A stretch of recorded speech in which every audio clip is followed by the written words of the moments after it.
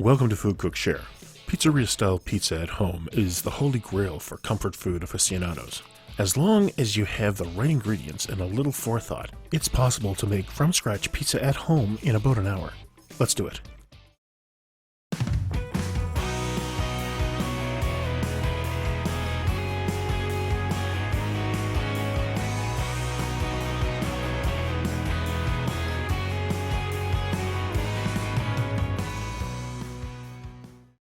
Pizza is not very difficult. It's bread, sauce, and cheese with something tasty on top. If you can figure out the bread, everything else is easy. We'll start with the dough. In a large mixing bowl, add 2/3 cup of warm water and 2 teaspoons of dry yeast. The yeast will need to bloom for 10 minutes in a warm place, so set the bowl on your stovetop and preheat your oven to 500 degrees Fahrenheit.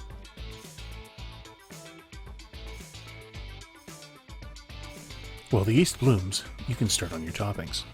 I'm grating 200 grams of low-moisture mozzarella, which is perfect for pizza, but you can do your own blend. I like my green pepper quite finely chopped, but the beauty of pizza is it will accept whatever you put on it. Mushrooms have a lot of moisture, so you'll want to slice them quite thin, so the moisture evaporates instead of pools on top of your pizza. My secret ingredient is sweet Italian sausage. Uncasing the sausages makes it easy to pinch off small pieces that sit on top and become crisp little meatballs.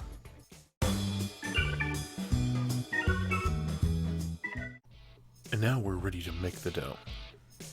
Grab your bloom yeast.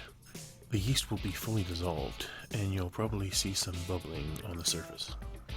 Add 2 tablespoons of olive oil and half a teaspoon of salt.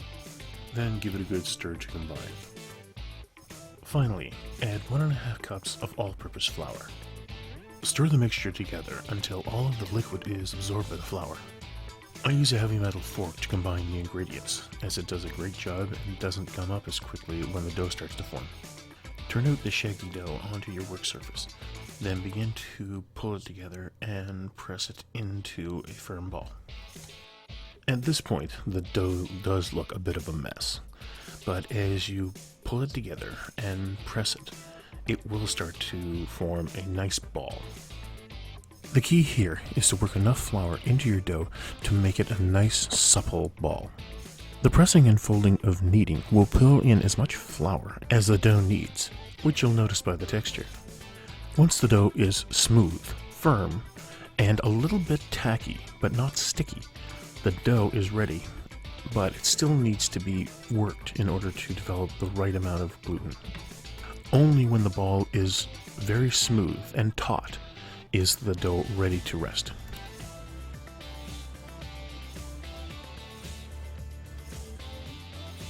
Et voilà, a supple and yielding ball of dough.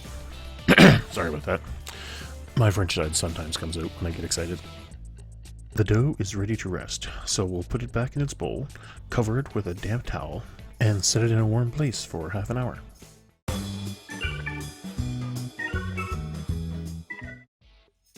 It's been half an hour, so let's check our dough. Perfect.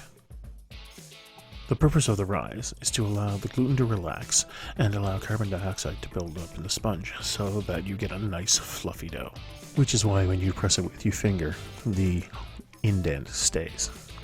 Forming the pizza skin, as it's commonly known in the industry, is the hardest part of making a pizza for most people, so let's break it down.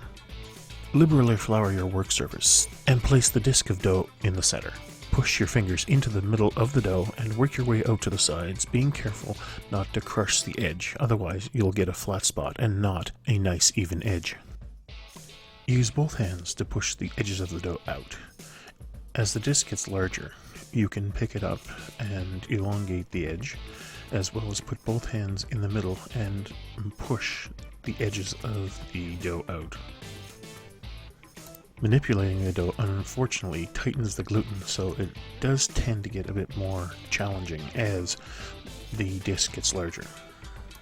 Be patient, and if you have to, stop and allow the gluten to relax for 5 or 10 minutes. Otherwise, use a tool such as a rolling pin or wine bottle to help you widen the dough to your desired size. You can gauge your success by comparing your baking pan to the size of your skin. One of the techniques that I use quite successfully is placing the palm of my hands beside each other in the center of the disc and pushing them apart. It stretches a much larger area of the skin, which prevents holes from forming. I've made a lot of pizzas in my day, and sometimes you just have to bow to using what you need to use in order to get the job done. That's all there is to it. Topping the pizza is the simple part. It begins with putting down a layer of sauce. I'm using half a cup of a store-bought brand that I always have around for pizza emergencies. I'm not endorsing anyone, but it is thick and rich. The bottom of a large spoon or ladle is perfect for laying down the sauce, as surface tension will allow the sauce to adhere to the bottom of the spoon, and you can track it wherever you like. Over the sauce goes the salami. This size only requires 7 slices, but a more common size would require at least 12. Next is a nice, even layer of cheese over the entire pizza. It's important to be even so the entire pizza cooks at the same rate. If you use mushrooms, make sure they're in a single layer, so they will wilt a little and start to brown. Scatter a generous smattering of green peppers all over the top, but they are optional, as are the mushrooms. Last, but certainly not least, is the sweet Italian sausage. Pinch off olive-sized pieces and scatter them generously over the top so each slice gets a good taste. Et voilà, c'est fini. Again with the French.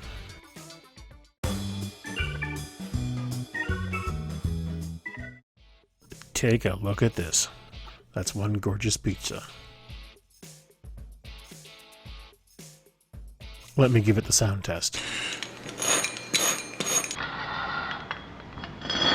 Oh yeah, that's the stuff. Beautiful golden crust. And hot. Let me just cut it into pieces.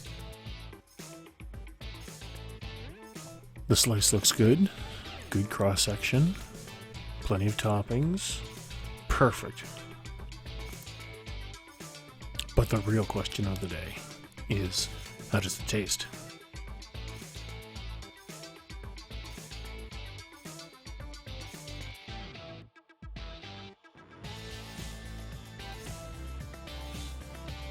The crust is beautiful. Good amount of chew, crisp when you bite into it from that gorgeous crust. The special umami combination of creaminess of the cheese and the tanginess of that sauce blending together perfectly. And then my favorite toppings are like the icing on the cake.